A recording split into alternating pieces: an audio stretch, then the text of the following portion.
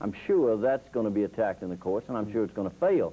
But it just shows that school systems under pressure reach out in every way they can to try to meet the needs that confront them, and transportation is an expensive need. I'm sure that you saw the same news report that I saw the other day in terms of the kind of financial support that is now available to some of these schools because the parents are in a better position to give than in some other positions where the parents cannot perhaps give. And this has impacted the entire education operation. Now let's talk about that within the framework of the classrooms. Now what is going on, and what did the majority of the people who called in see as the classroom operation? Well, you know, everybody thinks that more parents ought to be involved in the school system, and I think that, and everybody understands that, except everybody understands it's better if it happens. But look, I mean, we're in a society now where the single family parent is more and more the rule, and it is very, very difficult for many parents to involve themselves to the degree that teachers would like, to the degree that students would like, to the degree that the parents themselves would like.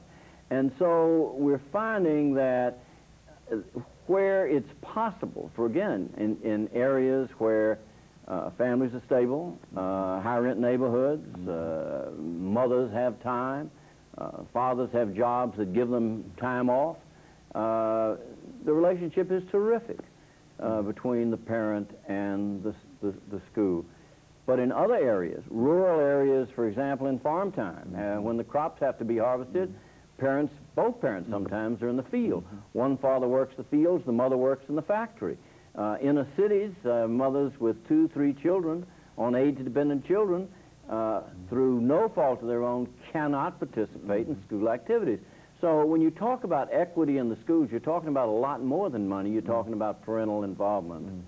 Very good. One of the things that you've always been involved in, and I think you've mentioned the 1954 decision, not only are you a part of that decision, but I think you've also become involved, you were also involved in the Freedom Rides. I was. Whatnot. Yes. And so within that framework, let's talk about diversity in education and how you see it, looking at it from having been involved during the Kennedy administration and having played a very, very important part. How do you see diversity in education now, and do you think that we are moving closer toward being the kind of society that Justice Warren and others believe that we ought to try to create, or do you think that that's slowly slipping away from us?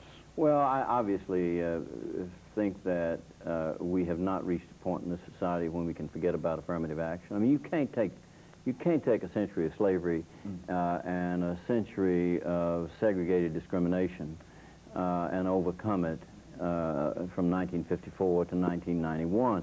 I mean, you know, you began 1954 at scratch. I mean, our city right here was as segregated as Johannesburg, South Africa during the present apartheid. I mean, and so you just can't expect, without some compensatory value in society being extended to those against whom discrimination was most punishing, you can't expect to erase that in a quarter century or a half century. It's going to take some time. I'm sure there's going to come a time in this society when affirmative action and compensatory support for the have-nots won't be necessary. At least it won't be mandated by the courts. I'm sad over the recent trend of the Supreme Court of the United States to move against affirmative action. I think it's premature, and I think the society is going to be shortchanged. In some ways, you know better than I that since 1954, society has been revolutionized. I mean, you see it in the courthouse, you see it on juries, you see it in the job place, you see it in education. But, you know, race is still a deterrent in our society, and until the schools can become the test tube for all society, we're not really going to be able to make the progress in this country. We're not going to be able to make of it the melting pot that's envisioned in the concept that all of us are created equal. Very good. We've got about 5 minutes, Mr. Seigenthaler. Let's look at business and education. Not long ago, we had in that same chair the Chancellor of Vanderbilt University talking about the Help Wanted campaign. Yes. And I think that some of that came out during the forum. And let's talk about how the participants saw the involvement of the business community, Right. and whether or not there is some expectation that business might be able to either supplement or to perhaps replace the funding that we receive. And finally, let's say something about the federal government's involvement. Right. Because I think that we can't get around that. Well, I think that first of all, with regard to Chancellor Wyatt and the Help Wanted program, I mean, he understands that issue better than anybody in this city, or anybody you could possibly get on this program. Nobody understands the Help Wanted program better than he. Nobody understands the need of it better than he. Truth of the matter is, there has to be a role for business to play. And one of the aspects of the discussion that night dealt with that very subject. We had two distinguished representatives from the business community whose companies are making a commitment to education.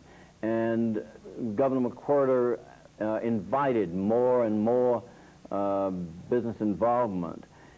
However, while we recognize business can do a lot, we need to understand that businesses, because they're private, can select the way they choose to deal with the system of education. Businesses can adopt one school and not another. They may not adopt the school where the need is greatest in terms of providing helpful support. They may say, we want to help this school because this is where we have the most opportunity to produce scholars.